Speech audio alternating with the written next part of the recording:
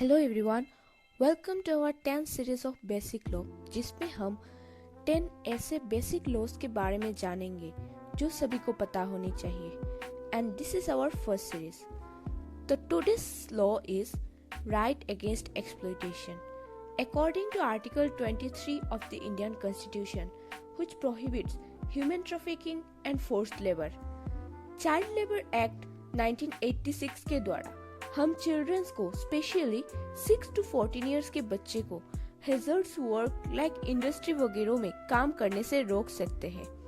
And अगर आपके आसपास ऐसा चाइल्ड लेबर हो रहा है तो आप FIR फाइल करवा सकते हैं under section 374 of Indian penal code, जिसे भारतीय न्याय संहिता के सेक्शन 146 में भी रिप्लेस किया गया है।